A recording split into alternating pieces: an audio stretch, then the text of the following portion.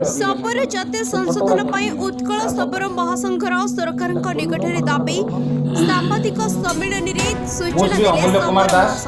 उत्कल शबर महासंघर मु organisation secretary अच्छी दीर्घ वर्ष है सरकार पाखरे आमे बहु आंदोलन करने फल सरकार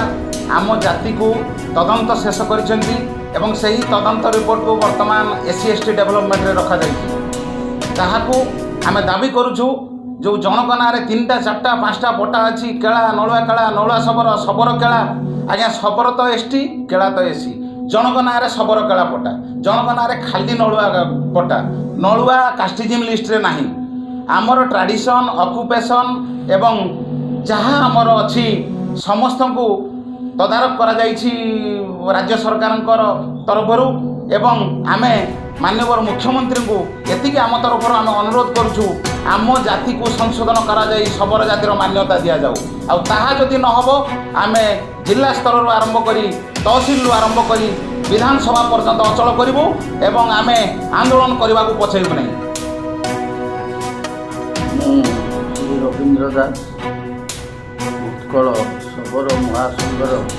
संपादक डाकिबार उद्देश्य होची बहु कालू आंभे मैंने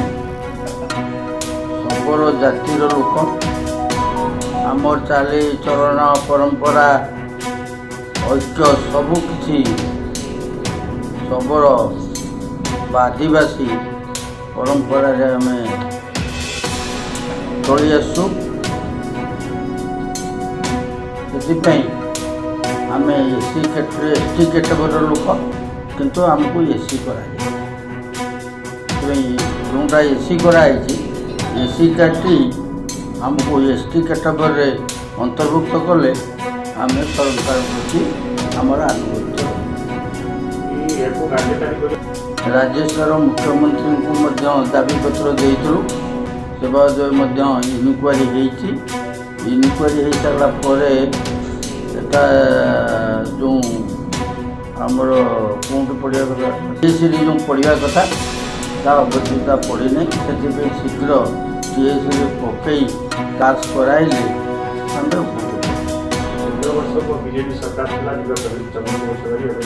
आमर से गोटे तो मुख्य दाबी जे संशोधन करा जाऊ आम SC परिवर्ते ST करा जाऊ आम नुआ सरकार से भी जड़े मुख्यमंत्री आदिवासी लोक से जदि आम कथा को न बुझती आम बाध्य ही अनशन धर्मघट करने प्रस्तुत हो।